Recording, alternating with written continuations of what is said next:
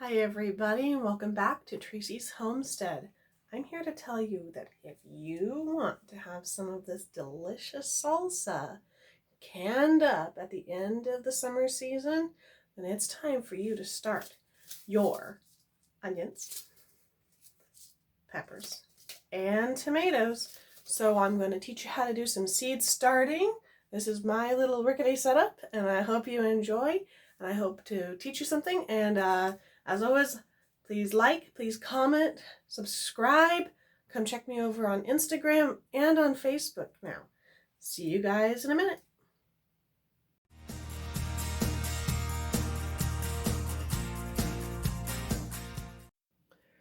Let's start by getting our seed starting medium ready. I have this nice big bin that I'm going to be using to mix my soil in. I'm using all-purpose potting soil, which is not normally something you would start seeds in. And I'm using a seed starter Jiffy Mix, which is definitely something you would normally use because it is much more light and fluffy. But because potting soil is cheaper, I'm going to be using some of that. This is a texture of potting soil. It's more clumpy, it has bigger pieces, and it's darker. The seed starting mix, as you can see, is much lighter. It's also much fluffier and more evenly sized. So I'm just going to be mixing these together with my hands and picking out any real big pieces that I know are going to get in the way, like this one, kind of big. Anything that I know is going to get in the way of my seeds growing, I'm trying to get out. I'll be putting a couple more bags of potting soil and a couple more bags of seed starting mix in there and mixing it all together. Now my soil is fairly dry right now, so I want to add some water to it when I mix it in so that it can start moisturizing. Soil that's been stored for a long time in bags, especially seed starting mix, can be hydrophobic, which means that it repels water instead of absorbing it at first. And so you need to give it a little extra time to soak in all that good water so that it can help your seeds to start to grow. So now you see I'm working more and more into my nice big bin because I'm going to be using a whole lot of soil, and I'm watering each layer so that I know I have enough. I got my little one helping me too. You're going to want to cover this to retain the moisture until you're ready to plant. All right, let's talk seed starting setups. Shelves are going to be your best bet because you can grow a lot more in smaller square footage than you would if you were, say, on a table or on the floor or anything like that. So as many shelves as you can, definitely go for that. You want to consider how tall the plants are going to be by the time you plant them out. That's why I'm not using every shelf here. I'm alternating. So this is a budget-friendly workup. I have used Metro shelving in the past and other things too, but this is what's going to be working for me this year because this is what I have, and I have too many that I'm going to be growing for the space that I used last year. So you want to take into consideration the height of the plant. Okay. So my plant's going to have this much height. Okay. By the time I plant them out. Okay. You also want to take into consideration how you can adjust your lighting. Now, mine are a little finicky, but I don't mind that because it's cheaper. So I use these lights that are kind of like for heat lamps for chickens, but instead of the heat light, I just have a regular daylight bulb, same as we use in the rest of our house, and I can adjust it to very close to the seedlings. And like I said, it's a little finicky, but I can raise it up pretty high so that as they grow, the light can be raised. Now, if you have a little bit more money, then getting those long shop lights is also a very good choice. As far as what kind of containers you want to start in, you have a lot of choices. Depending on how budget friendly you need it to be and what's around you, there's lots of options. Up here I kind of have a sample, so I'll just pull some down so you can see them. Seed starting trays that come all pre-formed and with their holes punched out of the bottom are definitely one great choice. Now, you may want to consider the fact that these are kind of small, so Once your plants get bigger, you may need to transplant them into a larger container. So be considerate of that. Don't max out your space if you think you're going to have to pot them up before they go outside. This is one very good option. It has the drainage holes and everything. If this is not something that you can manage, then I recommend saving your toilet paper tubes or paper towel tubes. And you can do this with other materials too, but toilet paper works well. And you cut it so that you can fold it kind of like a box. And that makes a nice little seed starting tray. It doesn't need drainage because it's porous, and it'll be fine. It'll just soak out through the sides and stuff. Another option if you want to start in bigger containers are any reused plastic containers. You will need to get drainage holes in here, okay? At least 4, so that it drains appropriately. And also because I prefer watering from beneath. So I will explain what watering from beneath means. Okay, this is my fancy dancy watering container. I like it because it has a little spout and I can kind of get it as far in as I want to. All right, so I've got this, imagine I've got this full of water and I want to water my plants up here, which I'm not actually going to be growing stuff with my electrical cords hanging out there, but it's a good example. So what I'm going to be doing is I have a basin underneath it that does not have drainage holes in it, and I'm going to be filling the basin with water about halfway up the seed starting tray, this one right here, so that there's maybe half an inch of water. And then that's going to soak up into the container so that the little seedlings reach their roots down to establish their roots better and get water that way. If you pour up at the top, a number of things are going to happen. Number one, your seedlings are going to be washed around and moved, and it's going to be difficult on them to get established. Number two, you might not water all the way down thoroughly. And number three, the roots are going to want to form up close to the top instead of down at the bottom. So under watering, meaning watering from below, not watering not enough, is going to be your greatest option when it comes to watering. All right, how do you know if they have enough water? With the underwatering, it's quite simple. Once there's no water left in these trays, and that's why I have it like here in these drawers, I'm going to do the same thing. I'm going to go about half an inch of water in here, okay? Once there's no water for them to soak up, it's time to put a little bit more water in there, because they can't really get overwatered in that method because they'll just soak up what they need. All right, now you don't want them too swampy, you don't want them too dry. If underwatering is for some reason not an option for you, you need to be able to keep them right in the middle. Just imagine you're on a walk and you are in a nice forested area, you stick your hands in the soil next to you where the plants are growing well.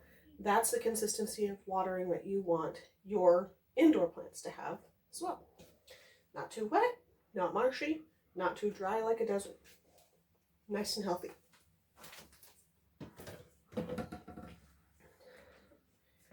It's a good idea to have an extra outlet available so that once your seedlings are a couple inches tall, you can turn a fan on them. The fan is going to blow them around gently so that their stems can slowly learn to be stronger and get thicker before you plant them out. If you plant out seedlings that are too skinny, then they're going to flop right over and not be strong enough to withstand the weather. But a fan can certainly help. All right, so let's go ahead and show you how we get these all filled with some good soil and how we start our seeds. So I've got my soil under here covered up in order to retain the moisture, and I've got one of these little seedling trays, and I've got a spoon that I don't care about because I find that a spoon is the easiest thing to use in this situation. So first thing I'm going to do is uncover it and make sure that the moisture level is good.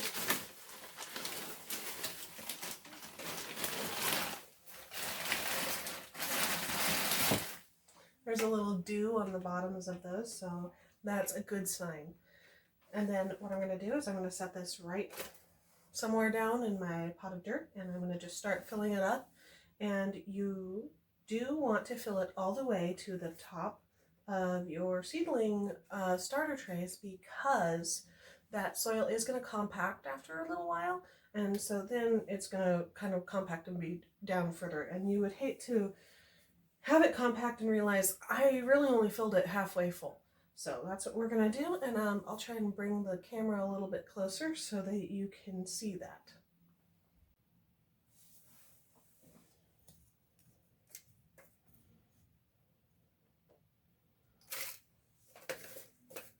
If you see anything too big, make sure you pull it out. That's actually not that bad, because you don't want a big clump of stuff for your poor little seedlings to have to work around.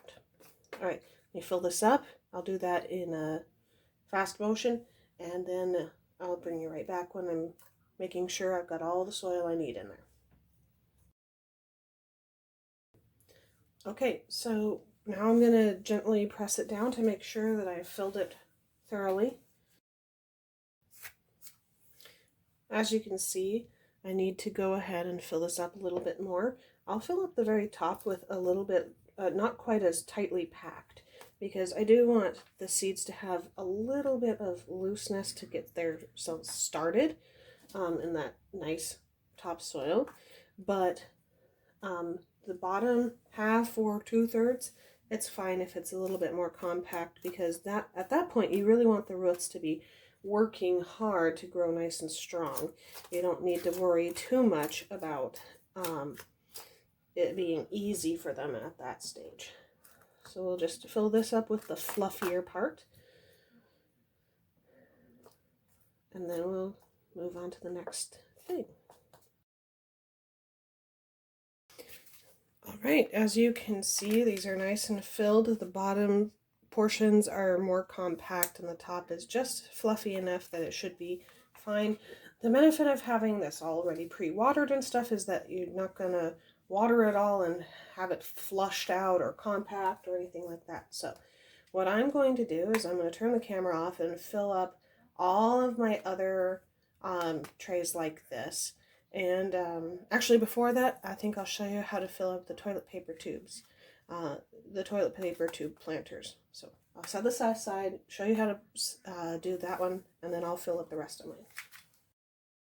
Okay, if you have a container that you can set them in, that is the easiest, but you can fill them just by hand. So it's the same thing, and you are going to fill it up to the top, even though these are taller.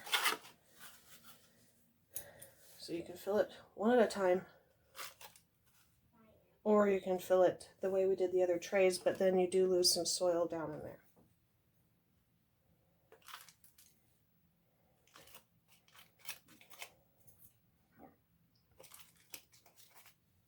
Okay, about 2/3 full. Let's compact it. That made it only half. Let's put a little bit more. Compact it. Okay, now we can just fill the top up with the fluffy stuff. And there you go. This will be ready for a seedling, for a seed to be put in it. I'll fast forward so you can see me do all of these.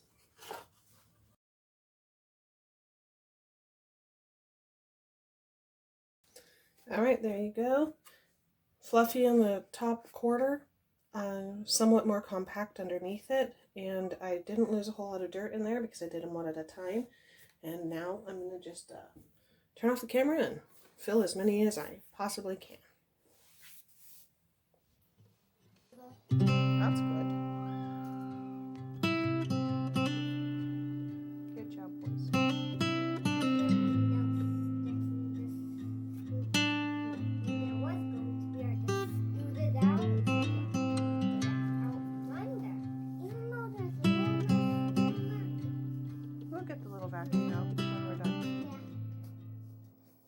Here's a little something I haven't mentioned yet. A timer. Putting your lights on a timer is going to make things a lot easier for you because you won't have to get up when the sun rises and stay up later to make sure that your seeds get 12 to 16 hours of light. And I do believe I have mentioned this, but I cannot stress it enough.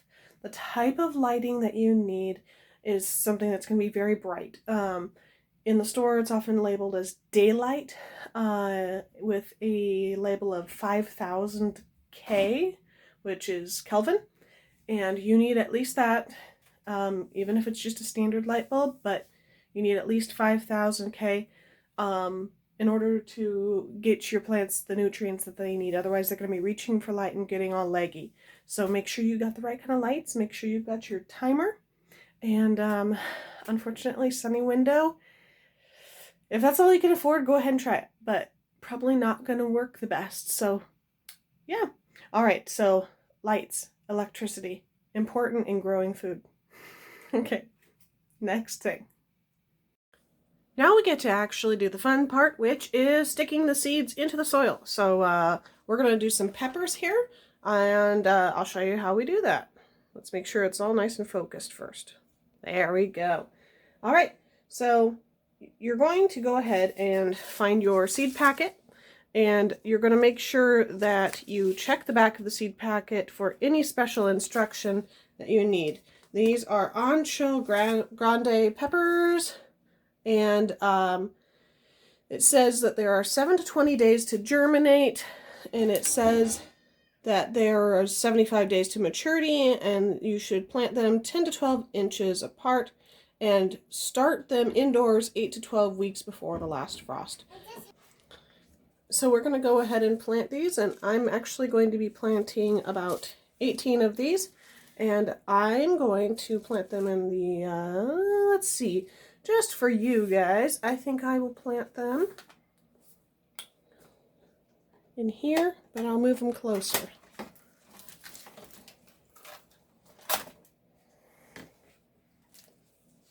Can we see all right? Yes, we can. It would help if I move the stool that this is on too.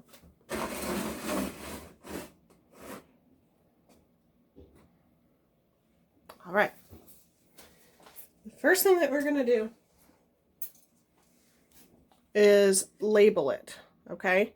We don't want to accidentally forget what we planted where. I use these knives because I never use them in my picnics and stuff. We always use all the forks and spoons. And I always have knives left, so I use those instead of like the little tags, unless I get the tags as a freebie.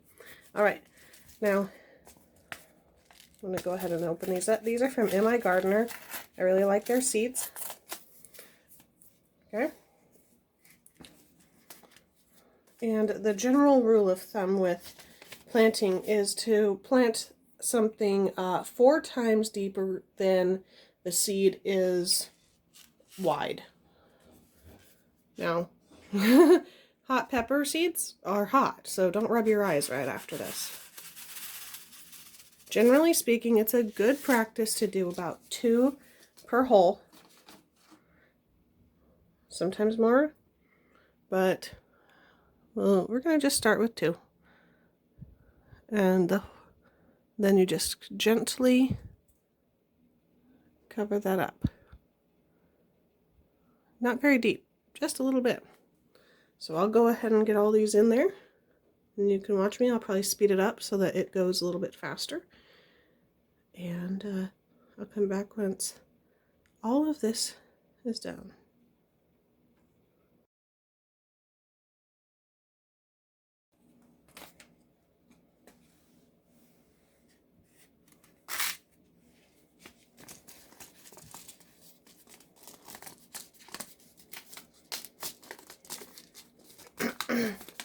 Just because you get a seed pack does not mean you have to plant all of the seeds in the pack. These will save. Give it a couple years even. So some of the seeds that I plant are a couple years old. The germination rate sometimes goes down, but generally speaking, it's still pretty close to the same. Now, why do we start 2 seeds per cell? The simple answer is that sometimes seeds just don't germinate, and it kind of sucks to have a cell with nothing growing in it, right? But there's multiple thoughts on this. Number one, seeds nowadays are so well managed that the chances of you getting a seed from a reputable seed starting place, the chances of you getting seeds that aren't going to germinate is relatively low. So it actually makes just as much sense to go ahead and plant one in each if that is more your frugality. And I will be planting one in each cell when I get to some seeds that I only have a little bit of from St. Clair Heirloom Seeds, my ancho chilies. I only have about 8 of them, and I'm going to fit them into 6 cells. So most of them are only going to have one. So let's say 2 plants grow out of each one of these. So you have a choice. Once they get true leaves, you can either yank the weak one and compost it, throw it away, whatever, or you can be a wimp like me and try to replant it into another little container because you hate to see something that has tried so hard just be yanked out and die. So that's the other reason why I only start 2 per cell, not 3 or 4 or any other number of things. So what we're going to do next is I'm going to set this back in here, and I haven't planted up these yet. I'm going to do those real quick. I'm going to be planting, like I said, I'm going to be planting some ancho chilies, and I'm going to be planting a whole bunch of cayenne peppers. So I'll do that on super speed, and you'll get to watch me, and then I will wash my hands so I don't touch my eyes.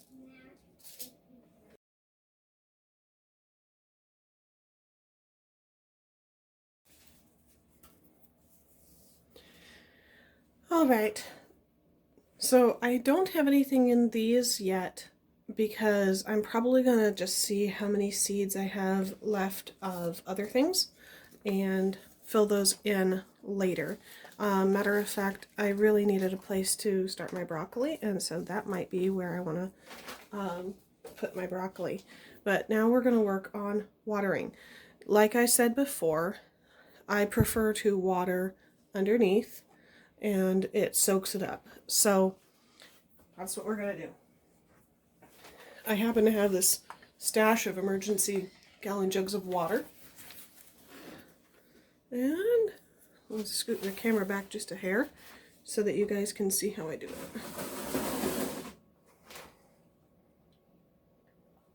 Can we all see? All right.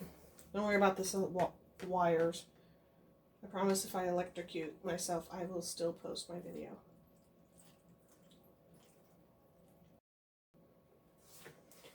Now this, being a kind of a cheap plastic thing, I may put a support in here, is kind of deep in the middle and kind of shallow on this side. But you can see that the water level is touching the roots of everything.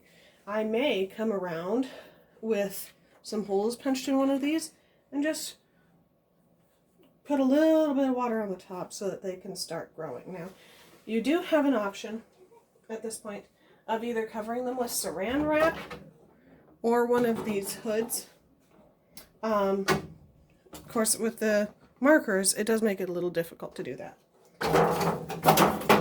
If you're concerned about maintaining moisture levels, then I do recommend covering it with something. But if you're not too concerned about moisture levels, then just stick with it this way. So we've got 3 of these planted. I'll come back and plant some more in here later. I'm going to work on getting all my seeds in here, and I'll bring you back for the next step. Now, at first, plants don't really need light. The first day or two when they're just germinating, they just need warmth and moisture. So you do want to make sure you're not doing this in a cold basement or near a drafty window. You'll want to do it in a place that stays pretty much room temperature, somewhere around 70 degrees. Now, but they do need warmth and they do need moisture. So if your lights are back ordered and you're like, I need to start them today, I don't have time to wait, but I don't have my lights yet, it's fine. They can go a couple days without any lights, but then once you have gone a couple days, you really want to get the lights close. Now I'm going to do a little adjusting in here, and it's not going to look so picture perfect. Hi, honey. Oh, okay, hold on. My little one just needed her mama. So it's not going to be very picture perfect once I get it totally set up in here, but see these lights up here? They actually need to be just a couple inches above the level of the plants. So once the plants get taller, that's going to be a good spot for them, but they need to be closer to the plants at the beginning. So just make sure you get lights that can be adjusted up and down, however that needs to be. I'm cheap, I'm frugal, so I work with what I've got. And so these clamp lights, I'll just rig something up and get them close. So what do you think? Anything else that we should tell them about starting seeds? No? Can't think of anything? Starting seeds is a lot of fun, and it takes a lot of tweaking if you are not used to doing it. And that's okay. I mean, what are these seed packs? $2 or less. If you get them from Dollar Tree, they're even less. And you're out a couple bucks and gain some experience if it doesn't work. And if it does work, you get a whole bunch of wonderful plants that you get to grow and raise at home. You get to spend less money at nurseries for your starts, or however you're going about it.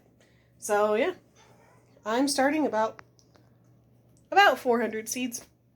I did the math wrong earlier, but it's over 400. So wish me luck, and please comment any questions down below so that I can give you any more information that you need. Are you done? You're done? Yeah. I think we gave everybody here a pretty good start at starting seeds, and we gave them a lot of good information. Yeah. And we can talk about what to do with starts later. This is just about starting them. It's not about putting them out in the garden yet, is it?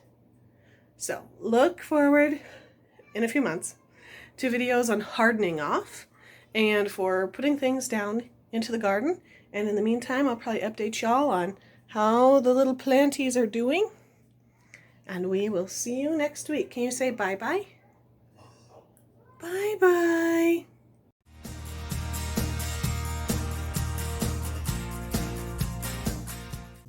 Thanks again for watching. Please let me know if you have any questions or anything. This is my goofy little Dominic. Can you say goodbye? For watching. Goodbye.